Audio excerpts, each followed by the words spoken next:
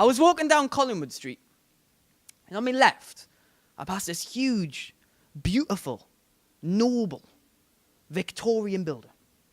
The Lytton Phil. The Literary and Philosophical Society, which, if you haven't ever had a chance to get down, it's a library. And it's really nice. And it's got a really interesting history, the Lytton Phil, because it was the first public building in the whole world to be lit by electric lights. Did you know that? I see some heads nodding, some just are stationary. They're neither nodding nor shaking. Sort of like am I a new? What of it? Now, a lot of people think Thomas Edison invented the light bulb. It wasn't. It was a guy called Joseph Swan from Sunderland. And, was he? Really? Huh. I need to do some more research. Yeah, I thought he was born in Sunderland, lived most of his life in Gateshead, right? Ah, okay then. I was correct. Winning. 2 years not wasted. What was I talking about again? Yeah, so a lot of people think it was Thomas Edison. And Joseph Swan, though, he wasn't really bitter about Edison stealing his idea, though. He said, well, nothing is developed in complete isolation. An inventor draws on the work of others that have gone before. Which is a pretty zen way of looking at intellectual theft, isn't it? Swan did a lecture at the Lytton Phil in 1879, and he showed how his invention worked by bringing a light bulb along and lighting the lecture hall with it. And I think that's something the North East can be really proud of, isn't it? It's a pretty flawlessly positive achievement for the region. Yeah! Hell yes! So, I went back to the Lytton Phil to do some more research over the coming weeks. And the more I found out about Joseph Swan, the more interested I became, because it turns out, as well as being a great inventor, Swan also suffered from some really terrible nightmares through most of his adult life. I was reading through his diaries. Swan claims to be haunted for the best part of his life by something he describes as Geordie Shore. Now, I'm not a historian. I don't know whether MTV got that title from Swan's diaries or not, but whether or not that's the case, there's no denying that there's some similarities there between Joseph Swan's nightmares and MTV's hit show Geordie Shore. And to show you what I mean, I found a ghost story that was written while Swan was alive about his nightmares. And it's called Joseph Swan and the Geordie Shore Haunting.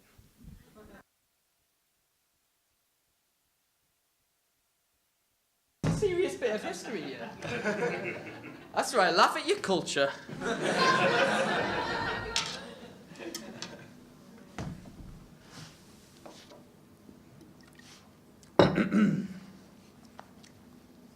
One horrid night, Gateshead was swept sideways by wolfish whales. Trees and roof slates twisted out like teeth by fearsome gales. Every minute, lightning carved deep veins around the globe, spitting on each sandstone wall its terrifying strobe. Picture it, a modest house this storm bare down upon, and through a window, tucked in bed, the head of Joseph Swan. His beard is not yet streaked with white, his hair is not yet thin, and soundly as the ocean floor, his wife rests next to him. But something's haunting Joseph's dreams as he lays there in bed. The flashes through the window show cold sweat upon his head. With every one of these he tosses, like a man possessed. With every snap of thunder groans like one who is bereft. Suddenly, an ungodly boom, and Joseph juts upright, and from his mouth the tortured wail of a banshee of the night. His deep blue eyes, wide open now, stay vacant, straight ahead, gazing past the bedroom walls like one who is undead. "Good God, Diageo!" his wife exclaims, and shakes his shoulders gravely. "What's got into your head to make you thrash and rave so strangely?" "Geordies don't have suntans," he mutters, as if still asleep, and seems to realise he's in his bed and sighs relieved. A dream, he whispers. Just a dream. And yet, it seems so clear. I've had a vision in me sleep which taints me blood with fear. Mannequins with winking eyes who from shop windows stroll. They sounded just like Geordie folk, except they had no soul. The skin was stained. It glowed bright orange, just the pits of hell, and whether they were clothed or naked, I really couldn't tell. Nudity at every turn. The lads wore only vests. The lasses drank from champagne bottles in between the breasts. Debauchery most foul, I say.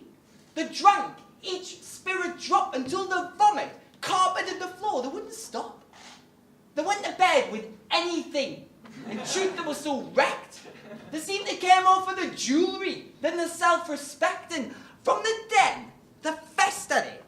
A smell arose so noxious of the sweat and sick and feces which they sometimes stored in boxes.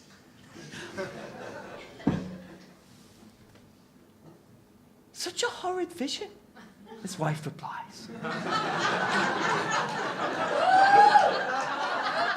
Still, a dream, Joe. It's our read. No, wait, he says. There's more I've seen tonight that I must speak.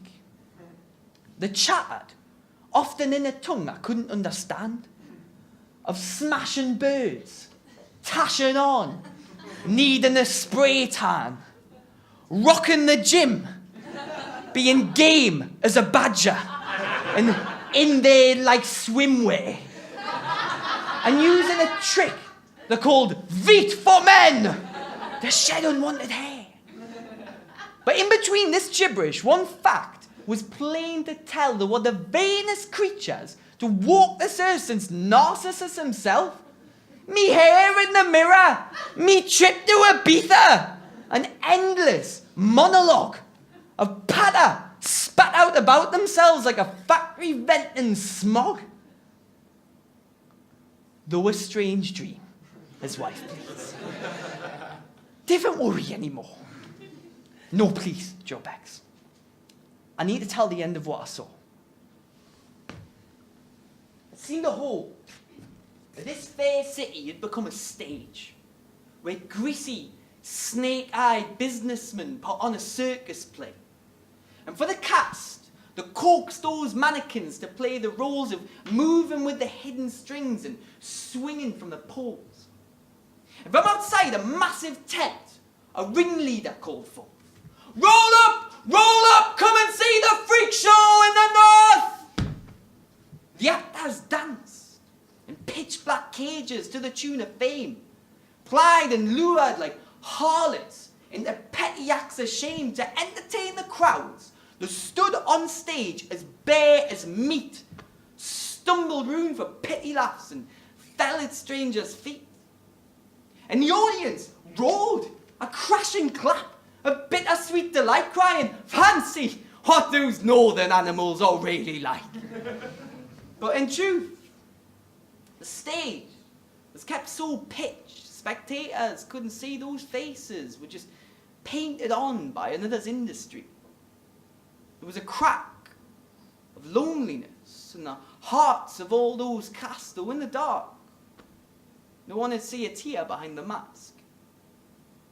To think the genius of this city could be brought to this, washed away on a tidal wave of drunken Judas piss. That's quite enough, his wife exclaims. It's time you rest your head. I'll build a light, he cries, ignoring what his wife has said. A light more bright than any gas or shining morning star. A light to show how miserable these statues really are. A light to highlight their strange ways and all the voices irk. And with that, he rose from bed, put on his clothes, and went to work.